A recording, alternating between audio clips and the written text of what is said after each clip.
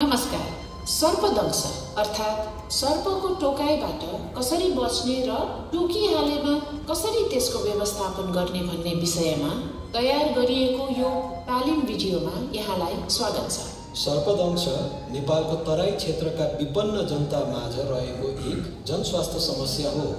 बाक्लो जनघनत्व भएका यस्ता क्षेत्रहरूमा खेती किसानी र अन्य दैनिकीका कारण मानिसहरू सर्पको नजिक पुग्ने गर्छन्। यी क्षेत्रमा धेरै थरीका विषालु सर्पहरू पाइन्छन् र हरेक वर्ष हजारौं व्यक्तिहरू सर्पदंशबाट पीडित भएको समाचारहरू आउने गर्छन्।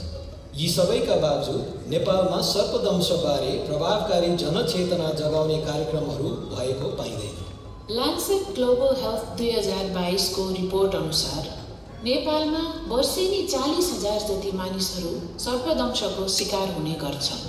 यी त रिपोर्ट गरिएका तथ्याङ्क मात्र हुन्। सही उपचार नपाएर वा निको हुने आशमा धामी झाँक्री कहाँ गई मृत्यु हुनेको संख्या त अझ बढी हुन सक्छ। सर्पदंशको समस्यालाई मध्यनजर गर्दै रोटरी क्लब अफ काठमाडौँ मिडटाउनले यस्तो नेपाल जहाँ सर्पदंशबाट कसैको मृत्यु नहोस् भन्ने परिकल्पना सहितको देशव्यापी नेपाल सर्पदंश रोकथाम सञ्चार अभियान थालेको छ।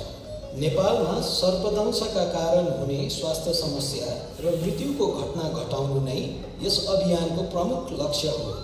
समुदायहरूमा सठिक सूचना प्रवाह गर्दै सर्पदंशबाट कसरी बच्ने र सर्पले डसिहाले कसरी प्राथमिक उपचार गर्ने भन्ने बारेमा सुसूचित गर्नु नै यस अभियानको उद्देश्य रहेको छ। यस्ता उद्देश्यहरू हासिल गर्नको लागि हामीले के गर्दैछौँ त? धेरै कुराहरू छन् नि, जस्तै रेडियो कार्यक्रमहरू, जनहितकारी रेडियो सन्देशहरू, मिथिला लोक ललित कलामा आधारित सन्देश सहितका पोस्टरहरू, सामाजिक सञ्जाल मार्फत प्रवाह गरिने जानकारीमूलक सूचनाहरू, नेपाल सर्पदंश रोकथाम अभियानको वेबसाइट र शिक्षक, स्वास्थ्यकर्मी र पत्रकारहरूलाई सर्पदंश अभियान सम्बन्धी अभिमुखीकरण तालिम। यी सामग्रीहरूलाई नेपाली सहित तराई क्षेत्रमा बोलिने पश्चिमी थारू, अवधी, भोजपुरी र मैथिली भाषाहरूमा पनि अनुवाद गरी तयार पारिएको छ।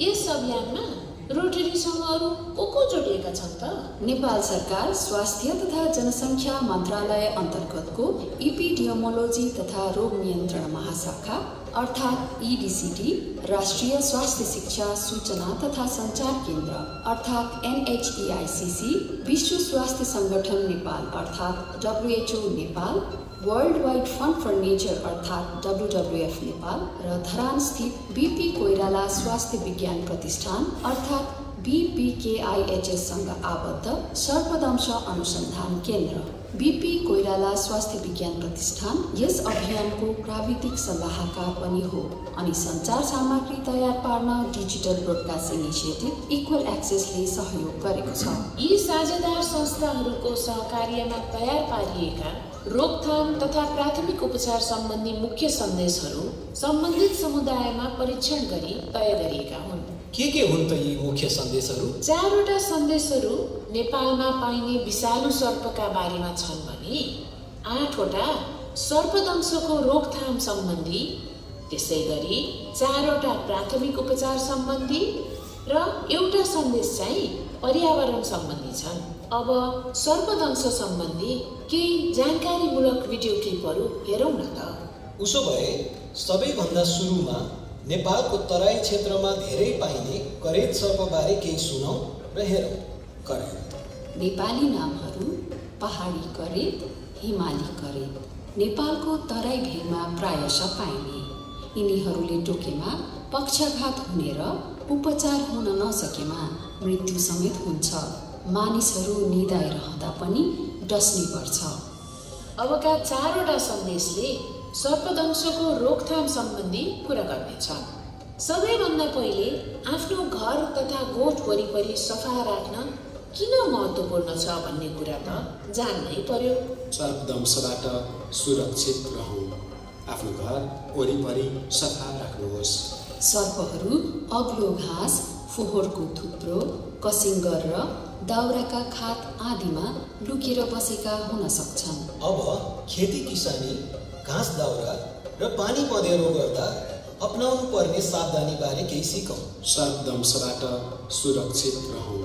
काम गर्दा सावधानी अपनाउनुहोस्। लामो लट्ठीको प्रयोग गरी जमिनमा ठ्याक ठ्याक बजाउनुहोस्। अब खाद्यान्न भण्डार, भकारी र परालको कुनियो जस्ता सर्प नुक्न सक्ने ठाउँमा किन सावधानी अपनाउनु पर्छ भन्ने जान। सर्पदंशबाट सुरक्षित रहौँ। सर्पहरू अन्न भण्डारमा आकर्षित हुन्छन्। खाद्यान्न भण्डारण गर्ने ठाउँहरूमा मुसा, लोखर्के आदि लुकेर बसेका हुन सक्छन्। कुनै कारणले अँध्यारोमा घर बाहिर निस्कनु परेमा किन सावधान रहनुपर्छ भन्ने पनि सुनौँ। सर्पदंशबाट सुरक्षित रहौँ। रातमा सावधानी अपनाउनुहोस्। लामो लट्ठीको प्रयोग गरी जमिनमा ठ्याक ठ्याक बजाउनुहोस् र रातमा सधैँ टर्च लाइटको प्रयोग गर्नुहोस्। सर्पकै विषयमा कुरा गरिरहँदा नेपालमा पाइने अर्को विषालु सर्प ग्रीन पिट भाइपर अर्थात् आँधो सर्पको बारेमा पनि जानिराखौँ न। हरियो सर्प, पत्तार। नेपाली नामहरू आँधो सर्प, गुरुबे, छिरबिरे सर्प। हरियो सर्प नेपालको पहाडी भूभागमा बढी पाइन्छ। यिनीहरूले टोक्दा असाध्यै दुख्ने अनि सुन्निने हुन्छ र उपचार हुन नसकेमा मृत्यु समेत हुन्छ। अब भुइँमा सुत्नु परेमा अपनाउनु पर्ने सावधानीका बारे पनि जानौँ न त। सर्पदंशबाट सुरक्षित रहौँ। भुइँमा नसुत्नुहोस्। झुलभित्र सुत्नाले सर्पहरू भित्र छिर्न सक्दैनन्। सर्पदंशको रोकथामको लागि अरू के कुरामा ध्यान पुर्याउनु पर्ने रहेछ त? सर्पहरू जुत्ता वा लुगामा पनि लुक्न सक्ने हुँदा कसरी सावधान हुने त हेरौँ न। सर्पदंशबाट सुरक्षित रहौँ। जुत्ता र लुगाहरू सधैँ राम्ररी जाँच गर्नुहोस्। सर्पको टोकाइबाट बच्न सजिलो उपाय भनेको सर्पहरूबाट टाढा रहनु। सर्पलाई नजिस्क्याउने र नचलाउने पनि हो नि। सर्पदंशबाट सुरक्षित रहौँ। सर्पहरूबाट टाढा रहनुहोस्। सर्पहरूलाई नचिढाउनुहोस् वा नजिस्क्याउनुहोस्। मरेका सर्प भेटिएमा त्यसलाई नचलाउनु नै ठिक हुन्छ। सर्पदंशबाट सुरक्षित रहौँ। मरेका सर्पहरूलाई नचलाउनुहोस्। सम्भव भएमा डाक्टरलाई देखाउन सर्पको फोटो खिच्नुहोस्।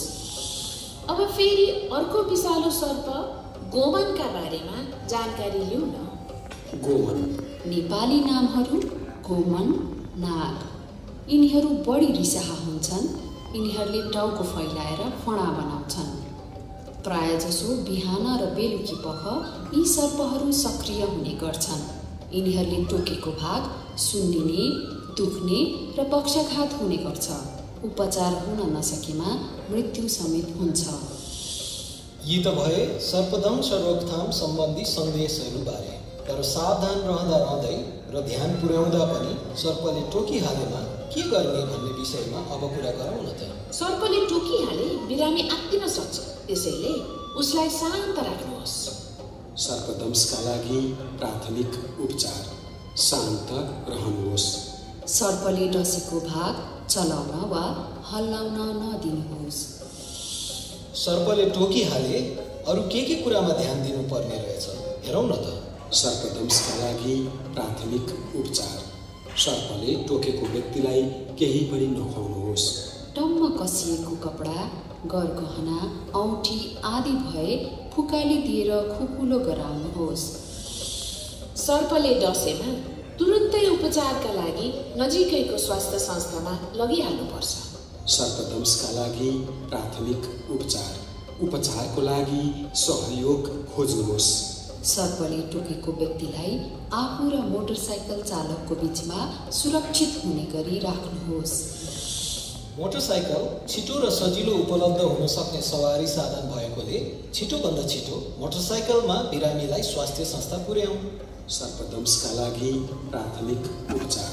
सर्पले टोक्दा मोटरसाइकल चालक बोलाउँ। नजिकैको सर्पदंश उपचार केन्द्र पुर्याउँ। जीवन रक्षा गरौँ। नेपालमा भेटिने अर्को विषालु सर्प रसल भाइपर अर्थात् बाघे सर्प पनि हो। यसलाई कसरी चिन्न सकिन्छ? बाघे सर्प। नेपाली नामहरू बाघे सर्प, सुस्कर। बाघी सर्पहरू सामान्यतया हाम्रो देशमा निकै कम मात्रामा पाइन्छन् र यिनीहरू खतरनाक हुन्छन्। यिनीहरूले टोकेपछि अत्यधिक रक्तस्राव हुन्छ र उपचार हुन नसकेमा मृत्यु समेत हुन्छ। सर्पले मुसा जस्ता प्राणीहरूलाई मार्ने हुनाले मुसाको अत्याधिक सङ्ख्याबाट हुन सक्ने बारीनालीको क्षतिबाट बचाउँछ। त्यसैगरी सर्पलाई आहार बनाउने चील लगायतका प्राणीहरूको अस्तित्वका लागि र पर्यावरणीय सन्तुलनका लागि सर्पको भूमिका महत्त्वपूर्ण हुन्छ। सर्पहरू हाम्रो पर्यावरणका अभिन्न अङ्ग हुन्। यी सन्देशहरूलाई थप माध्यमहरूबाट प्रवाह गर्नका लागि नेपाली लगायत तराई क्षेत्रमा बोलिने अन्य 4 मुख्य भाषाहरूमा रेडियो कार्यक्रम तथा जनहितकारी सन्देशहरू तयार गरिएका छन्। यी कार्यक्रमहरू तराईका स्थानीय एफएम रेडियोका साथसाथै रेडियो नेपाल र कान्तिपुर एफएमबाट प्रसारण भएका छन्। र अन्तमा यी सबै श्रव्य दृश्य सामग्रीहरूलाई www.snakebitenepal.org मा राखिएको छ। यसबाहेक नेपाल सरकार स्वास्थ्य तथा जनसङ्ख्या मन्त्रालय तथा विश्व स्वास्थ्य सङ्गठनले प्रकाशन गरेका स्रोत सामग्रीहरू पनि उपलब्ध छन्।